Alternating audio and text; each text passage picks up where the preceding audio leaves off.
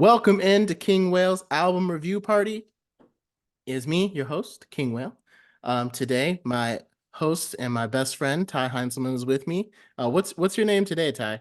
I'm going thematically with T. Cole.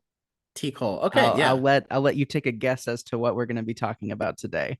right. In case they haven't already figured it out or seen from our last episode, this week we're going to be talking about the Offseason by J. Cole, his latest album, because he hasn't dropped anything since, right? I think he did a mixtape with like the rest of Dreamville, So no, not really. but nothing nothing solo. Nothing. It was just him. Yeah. I mean, I like. Oh, there's some good Dreamville artists on the record, but there's a difference between a Dreamville record and a J. Cole record. And a J. Cole There's record. a very big difference there. Yeah. Hmm. So, yeah, the off season came out in 2021. So let's just dive right in. What are some of the standout tracks, like the overall message that you kind of got from the off season?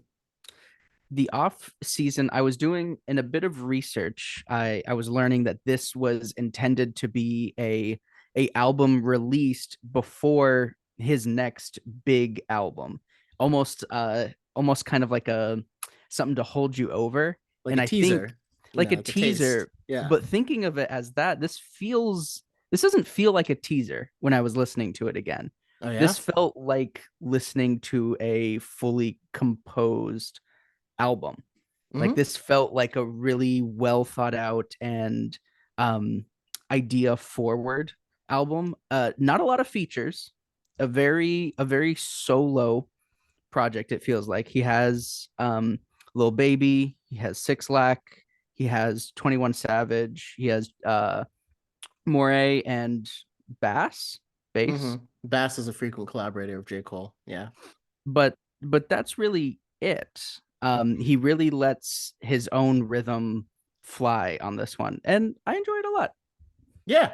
Yeah. I think what's really interesting for me is seeing J. Cole's career like shift because most people would describe him as early on in his career, 2010, when he did that feature for Talib Kweli and Mos Def on Reflection Eternal.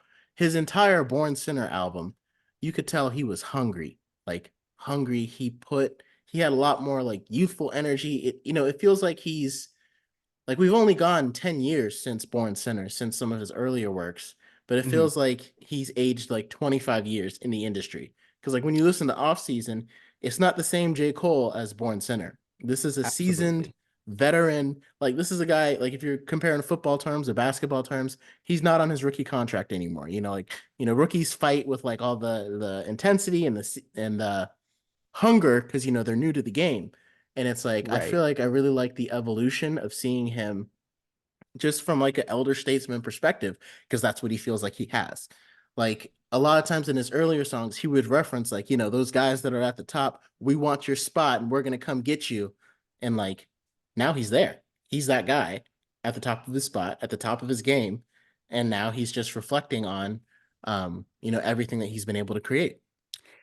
Yeah, I really like his it feels like his point of view when he talks about his spot on the top.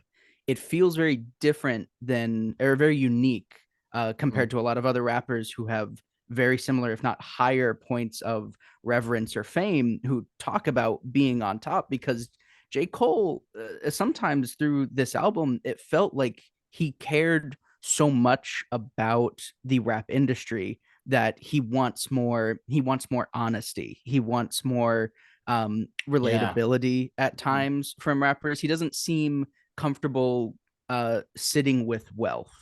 Like it feels like he just wants to hone craft and he wants that from other upcoming rappers. In that sense, he makes like a for an interesting like uncle or mentor figure when it comes to Yeah. listening to a rapper. Yeah, and that's really like Uncle Mental Figure is the perfect way to describe it. Especially like the track "My Life." I saw this Mhm. post on TikTok that said like 21 Savage's top features, and I already knew. I was like, "My Life is number one." There's no doubt. And like it Yeah. went through all the ones he was on, post Rockstar by Post Malone, and all these different songs, and it's like "My Life" was the top one easily because it was so out of 21 Savage's normal style. Like this was like a laid back old school kind of hip hop song. And he Yes. brought 21 Savage, who's known for trap. Like I don't even know if 21 Savage has ever done a song like this. And it Right. was kind of like J. Cole like showing a younger guy. Because again, 21 Savage and J. Cole are kind of different generations, different perspectives on the rap game, different things that got them to where they are. Yeah. And so it kind of felt like it was a very that was one of my favorite tracks on there, My Life, just because it feels very reflective. Um, I gotta say that one. I really like Let Go My Hand as well. That's one of my top ones. And Pride is the Yeah. Devil. To me, those are the top three tracks. Pride is the Devil is amazing. To bounce off what you were saying about My Life, I think 21 Savage, despite coming from a trap background for a lot of his discography, I feel like he really blended with this J. Cole beat really, really well. I think this is, Hmm. for me personally, 21 Savage is becoming one of those rappers that I get excited every time I see he's featured on Oh a yeah. track. I think he has the potential to at least bring energy like a Andre 3000, at least for myself, in that I'm so excited to see that Hmm. he's on a track. Yeah, Because because you see a Andre 3000 feature and it's going to the top of the playlist. and Like, absolutely, I'm listening to that one first every yeah, time. exactly. And I'm the same way if 21 Savage is on a track. And My Life is just such a standout. He absolutely kills it. It Um, really does. Pride is the Devil, the switch up on the second verse with Lil Baby is Hmm. incredible. I love it. I get goosebumps every time in anticipation. Yeah. I love that switch up so much. And then for me, Hunger on the Hillside, the closing track, I love it because it Hmm. feels very, very sensitive, very emotional. I love the message that he ends the entire album on. All the pain you hold makes you worth your weight in gold. I feel like that It's resonates a with that beautiful theme line. of Yeah. him being like this uncle or mentor like figure Yeah. for upcoming or current rappers. Yeah, and I currently and I totally agree. And it's like it feels like different kind of different paths that like rappers have taken. Because like if you go back to 2010, guys that were starting to get to the top of the game, Drake, it was kind of like the big three were like Drake, Kanye, and Kendrick. Because like, Jay-Z had already done all of these things. He was just a legend in his own making. But it Mm-hmm. was like, Drake had the crossover appeal to people that weren't fans of rap, you know. Mm-hmm. Kendrick was making his mark as like maybe the best rapper in existence right now with his lyrical ability. Like Mm-hmm. that was the mark he was making. And Right. Kanye West just he kind of had the same crossover appeal, but Drake's crossover appeal was more like popular. Kanye West's crossover appeal was more like cultural. Yeah. And J. Cole, he fit into that because he was always up there with Kendrick and Drake, did a lot of songs with them. Mm-hmm. But now, as we progress to where we are now, like Kendrick is still at the top of his game, but I can't really say that he feels like a mentor. It feels like he's still in his own lane trying to decide exactly, trying to make exactly what he wants to make.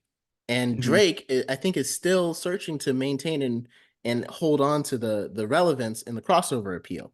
Like he's trying to be relevant in trap, trying to still be relevant in pop, trying to still be relevant in just classic hip hop.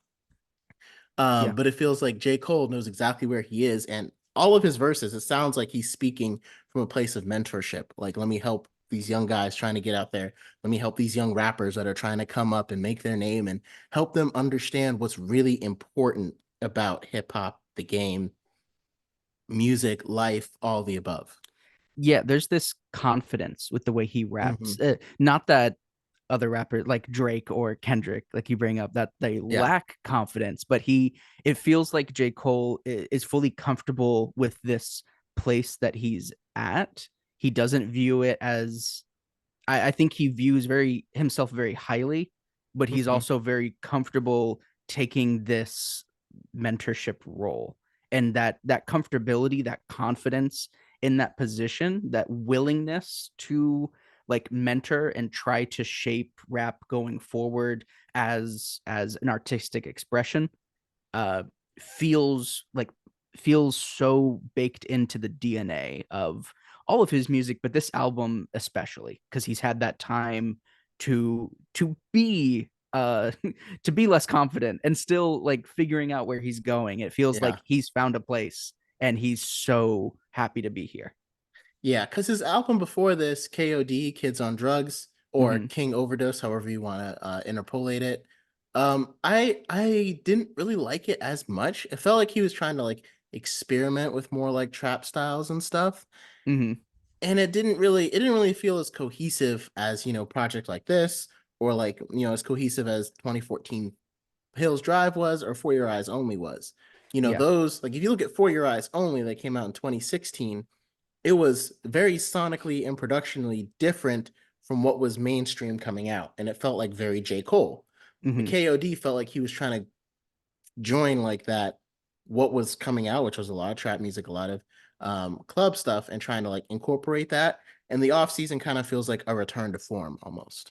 Right. It's not that I don't think he can't do it, but when I want to listen to J. Cole, if Hmm. I'm just like, if I'm reaching into a bag of his albums, I'm never reaching for KOD first. Yeah, I'm always going for 2014 or Bore Sinners or For Your Eyes Only or the yeah. off season. Everything I think I'll go to before I would KOD. Yeah, and again, when people think about J. Cole, when people think about 21 Savage, they think about trap, but they don't really think about lyricism or deep lyrics. They just think about trap and that energy that he brings. But when Mm-hmm. you think about J. Cole, you think about there's a message behind what he's saying. He's got a deep lyrical understanding, and his flow is always so tight. And he always has these incredible entendres in his lines. That's Mm-hmm. what you think of. And I think that's the part that people were missing on KOD, and I think Mm-hmm. that's the part that he really hit with the off season. Absolutely. Yeah. So were there any for yourself? Were there any low points to this album? Not really. I think 95 South or Amari, one of those two tracks, it was kind of like the trap style, and like he was using auto tune while he was rapping, and like, you know, it was all right, but like Mm-hmm. it didn't really feel like it fit, especially with what he was doing. And like again, J. Cole has such an amazing voice. He doesn't even really need it. Like I felt like it was fitting the style of the song, but it's like overall, I feel like it just took me more out of the song because the effect of his voice was kind of hiding his message. Because, like if you have a deep message, you don't really like autotune is just going to take me away from the message rather than, help me really, really delve into the lyrics. And so that's the only low point I could really say. I, Um, I think I definitely enjoyed the energy of 95 South as an opening track. mhm. The like the horn introduction Yeah, that was feels dope. That was dope. it feels epic. It felt like a like at a basketball game when all the players are coming out onto the court for the first time. That's Yeah. exactly the energy that he captured with that opening. Um Amari, I definitely see where you're talking about. It didn't feel like a J. Cole sample either. Like the beat that he was rapping on didn't feel, I don't know, it didn't feel right. It felt a little experimental in that Hmm. way. But for me, I have such a pet peeve with applying pressure. I hate the use of the air horn in rap tracks. I Yeah. hate it so much. I don't get it. It Not a pulls me fan. out of a song so quickly if I Yeah. hear air horns being played.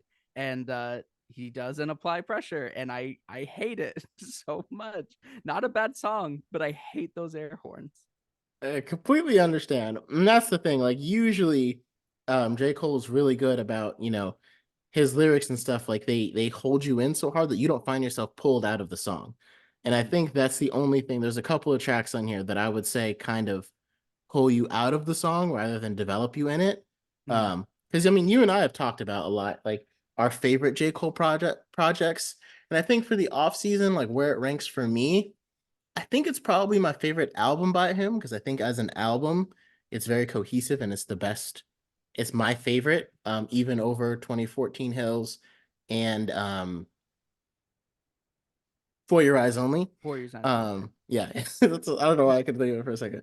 But like, like I said, you and I have talked about, Born Sinner, which is probably my second favorite album by him. But it's so close to being my top album of his, but it's got so many songs that take you in and then take you right out. And it's like there are so many songs that feel like they fit and are like so powerful. And then there's other ones that are like you could just leave this off the album and it wouldn't change it. It would leave the message of it still intact. You know what I mean? Hmm. I think for myself, I what I love so much about the off season is I love the J. Cole that's present during it. Like Hmm. I love that we've reached this Uncle Iroh era of J. Cole. And Classic I Avatar reference. Yeah. think I'm so excited to see where he's going to go with it here. Yeah. So I don't know if in 10 years I'm still going to love the off season as much as I am right now, because Hmm. his next project may come out and that's going to be the thing that I absolutely fall in love with. Yeah. But I especially just love this J. Cole that we have right now. And I think like if you look at J. Cole's latest feature, well, maybe not his latest feature, but the track he just did with Drake, Mm-hmm. it really shows how different their careers have gone, and from the perspective that J. Cole raps from right now. Because Drake, he still sounds hungry. Even on that song, he still sounds like he's trying to prove himself almost. And Mm-hmm. J. Cole is like, I don't really need to prove myself anymore. I'm just gonna lay down this incredible verse because that's just what I do.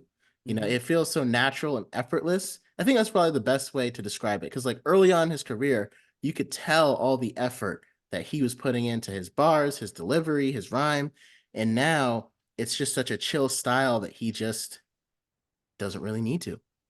Mm-hmm. He's Yeah. just honed the craft as Yeah. well as he has, that it is that effortless for him to bring these strong bangers. Yeah, it's probably one of the coolest evolutions of a career that I've seen. And I see why J. Cole is like, usually if you look at his albums, he's very picky about who features on it. Like, Mm-hmm. Born Sinner didn't have a whole lot of rap features. Like Kendrick Lamar was on it and he didn't even get a verse on it. He just sang Mm-hmm. the hook. And in his other projects after that, he didn't really have any features. And so I'm glad with the off season, like you could tell how picky he was with him because they actually helped elevate the project, which doesn't always happen. Sometimes, like I always reference Chance the Rapper's A Big Day. I think I did on our last podcast about how the features, I feel like, kind of dragged it down. But Mm-hmm. in this case, J. Cole, the artists that he worked with on here, I think they tried really hard to fit into not necessarily J. Cole's style, but into the style of the album and the message of the album. Like, I feel like you can't tell me that 21 Savage and Lil Baby didn't listen to some other tracks on the off season before deciding what to write for their verse. If that makes any sense. It feels like they slotted in perfectly. Like Yeah. they understood the feeling of the album as a whole. Hmm. Yeah. And same with Six Flag, like you said. And Bass, frequent love Bass. He's got such great features. I wonder if Mm-hmm. I think he's got solo projects I might have to check out soon. But um, yeah. So, I mean, overall, though, off season, great album. Do you have a place where you would Absolutely. rank it like out of 10? I'm not much of a I'm not much of an out of tenor. Uh, I absolutely love it, and it is. I think it's probably my favorite by a hair of J. Cole's projects. Out of all of his albums? Okay. More so because of where I think he's gonna go next. So it kind of did end up being a teaser for you to see what else we're going to get from his career. Yeah, absolutely, Yeah. absolutely. All right. All right. I How think for about you? me, I think for me, it's the top by, like I said, by a hair, only because, like I said, to me, the low points of Born Sinner, like the high points of Born Sinner are higher than the high points of the off season, but the low points of Born Sinner are lower than the low points of the off season because the off season doesn't really have that many low points. Yeah. So I would put it up there, and it's in the nines for me. I don't know if I could give it like an exact 9.3 or 9.5, but it's definitely a 9 out of 10 style album. Wow. High praise. J. Cole, he's at it again. He's at it Well, again. for an album called The Off Season, he sure was on his A game. Oh yes, oh yes, and I feel like it was a perfect album to get in the pandemic too. Like, I re-listened to it just for this. Mm-hmm. But in the pandemic, like people needed this kind of album while we were stuck at home dealing with COVID and all that stuff. Especially for the kinds of albums we got during the pandemic. A lot of lockdown, a lot of experimental. This felt like no, we haven't stopped a second. Like Yeah, nothing's changed. I'm still yeah, here. yeah, yeah. I'm still here. Yeah, Yeah, this is exactly the way I would describe it. So, um, yeah, so that's the off season. Fantastic album we should check out. And so for next week, what album do you think we should review next? I'm feeling, I'm feeling a little crazy. I'm Casey. feeling like I want to like a throw a party, something wild, something that could cause a panic in the streets, perhaps a fiasco, a Lupe Was fiasco. that Lupe Fiasco? We're gonna rank a Lupe Fiasco album next? Absolutely we are. Which one are we going to rank, Will? Well, I think if we're gonna do a Lupe album, we should start with his most recent one, and that's got to be Drill Music in Zion. I can't wait. Yep. I might even, because I'm coming down to Florida in a little bit to see Lupe and Dirty Heads in St. Petersburg.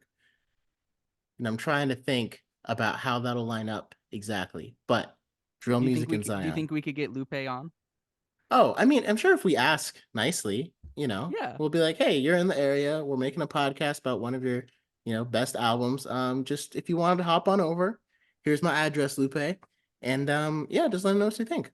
Or we could do a live episode right in front of on the concert floor During the concert, you'd be like, during the Lupe, concert. we talking about your album. Can you give us some thoughts? Well, thank you everybody for listening, for tuning in to our album review party. Like I said, talking about the off season, another fantastic album. If you get a chance, check it out. And if you want to kind of hear what we're talking about as we go into next week, check out Drill Music in Zion by Lupe Fiasco, because that's what we will be reviewing next time we get live. Have a good one. Take care, people.